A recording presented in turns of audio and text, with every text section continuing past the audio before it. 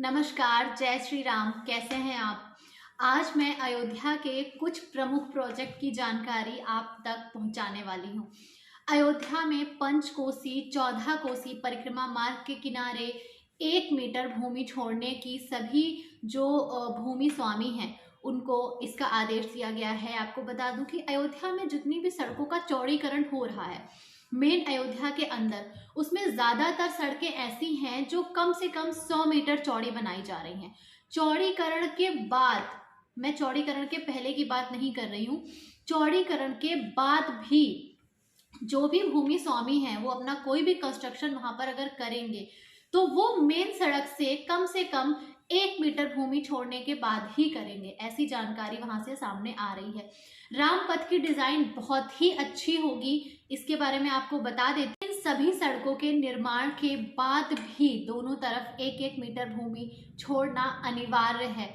अपना कोई भी निर्माण, कोई भी भूस्वामी जो है वो इन सड़कों से कम 1 मीटर की दूरी पर नहीं बना सकता, उसे अवैध माना जाएगा।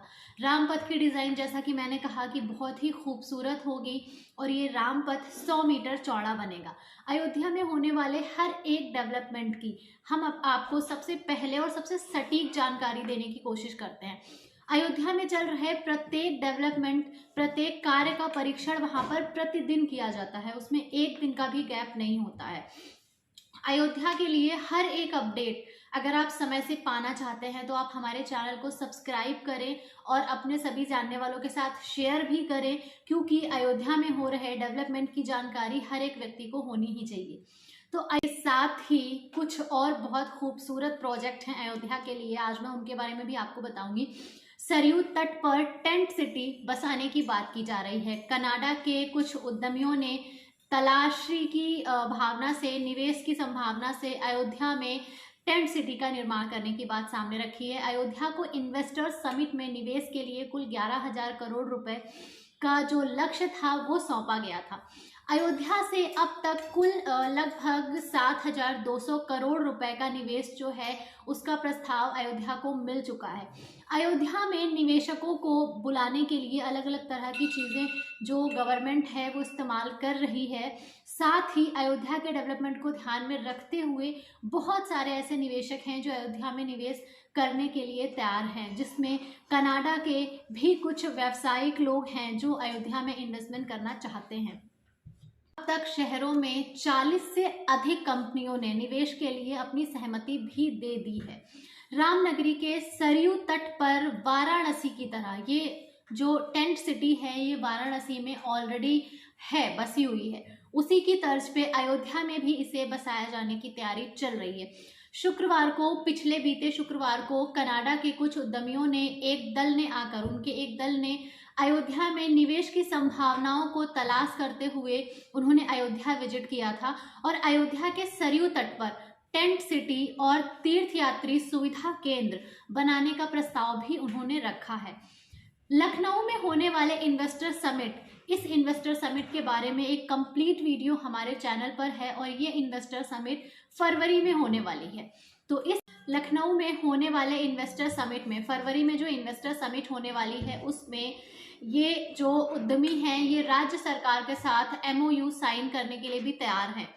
अयोध्या अब तक विश्व स्तरीय पर्यटन नगरी बनने की ओर अग्रसर है और उसको लेकर वहां पर लगातार सभी कार्य बहुत ही तेजी से चल रहे हैं। ऐसे में देश और विदेश के निवेशक भी अयोध्या में निवेश को लेकर के काफी उत्साहित हैं। हमारे देश में उत्साह भले ही थोड़ा कम देखने को मिले, लेकिन विदेशी पर्यटकों में उत्साह बहुत ज्यादा है और उसी तरह से जो विदेशी निवेशक हैं उनमें भी उत्साह बहुत ज्यादा है। उन्हें पता है कि अयोध्या किस लेवल पे डेवलप की जा रही है। उद्योगों की स्थापना को लेकर प्रदेश सरकार की जो नई औद्योगिक नीति के चलते भी निवेशों के लिए जो लोगों का रुझान है वो काफी ज्यादा बढ़ रहा है, क्योंकि औद्योगिक नीति के लिए कुछ नए इस तरह की चीजें बनाई गई हैं, कुछ नई नीतियां बनाई में। फरवरी माह में प्रदेश स्तरीय इन्वेस्टर समिट में देश विदेश के बहुत सारे निवेशक हैं जो सरकार के साथ MOU साइन कर सकते हैं।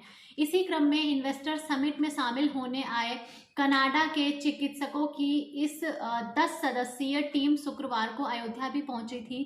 टीम ने न सिर्फ रामलला के दरबार में हाजिरी लगाई बल्कि अन्य कई सारे मंदिरों में भी उन्होंने पूजन किया। ये जो फरवरी में इन्वेस्टर समिट होने वाली है उसे लेकर ही ये यात्रा की गई है। ये टीम अयोध्या में निवेश करने की इच्छुक है और उसी के तहत टीम ने रामनगरी के कई सारे स्थलों का भ्रमण भी किया।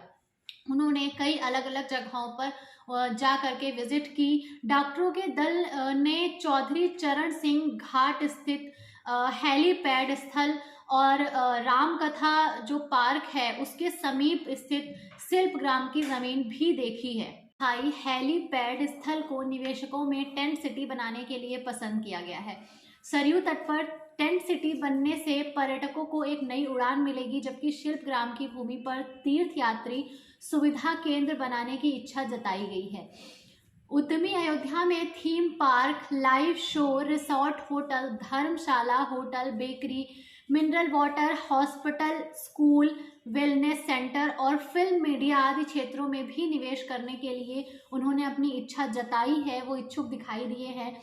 और ये जिस तरह की चीज़ें अयोध्या को लेकर सामने आ रही हैं, प्रेजेंट टाइम में अयोध्या में ऑलरेडी बहुत सारा डेवलपमेंट गवर्नमेंट की तरफ से किया जा रहा है, लेकिन जिस तरह से विदेशी निवेशक यहाँ पर निवेश करने के लिए इच्छुक दिखाई दे रहे हैं, उससे ये बात निकलकर सामने आ रही है कि अयोध्या का जो डेवलपमेंट आज हम देख भी पा रहे हैं, जो नहीं देख पा रहे हैं उनकी बात तो छोड़ दीजिए, लेकिन जो देख पा रहे हैं उससे भी कई गुना ज्यादा। इसके साथ ही एक और महत्वपूर्ण जानकारी आपको दे दूं कि प्रदेश में सबसे बड़ा अयोध्या विकास प्राधिकरण हो चुका है। योगी सरकार की कैबिनेट मंजूरी के बाद अयोध्या विकास प्राधिकरण का जो क्षेत्रफल है वो प्रदेश में सबसे बड़ा प्राधिकरण बन गया है। कैबिनेट मंजूरी के बाद बस आवास विकास विभाग के नोटिफिकेशन का इंतजार है। अगले सप्ताह लगभग मंगलवार तक अधिसूचना जारी होने की पूरी संभावना है। अधिसूचना जारी होने के बाद प्राधिकरण के बायलॉज व क्षेत्राधिकार उसके बड़े क्षेत्रों में प्रभावी हो जाएंगे। प्राधिकरण उपाध्यक्ष विशाल सिंह बड़े क्षेत्रफल के लिहाज से अयोध्या प्राधिकरण को प्रदेश का सबसे बड़ा प्राधिकरण होने का दावा कर रहे हैं और उनके अनुसार क्षेत्रफल के लिहाज से जोनल प्लान के आधार पर भी प्रदेश का यह सबसे बड़ा पहला विकास प्राधिकरण होगा। जोनल प्लान के अनुसार विकास प्राधिकरण का जो क्षेत्र है कैटेगरी वाइज विकास किया जाएगा। यहाँ पर बड़े क्षेत्रफल में अयोध्या के लगभग 154 गांव, गोंडा के 63 और बस्ती के 126 राजस्व गांव भी शामिल हो गए हैं। ये गोंडा और बस्ती में रहने वाले लोगों के लिए एक बहुत बड़ी खुशखबरी भी है। इसके शामिल होने से प्राधिकरण बोर्ड की बैठक में देवी पाटनव बस्ती मंडल के मंडलायुक्त अयोध्या के कमिश्नर के साथ संयुक्त अध्यक्षता करेंगे। प्रदेश का सबसे बड़ा प्राधिकरण बन चुके अयोध्या प्राधिकरण के सामने सबसे बड़ी चुनौती मानव संसाधनों की होगी। कई वर्षों से अधिकारियों और कर्मचारियों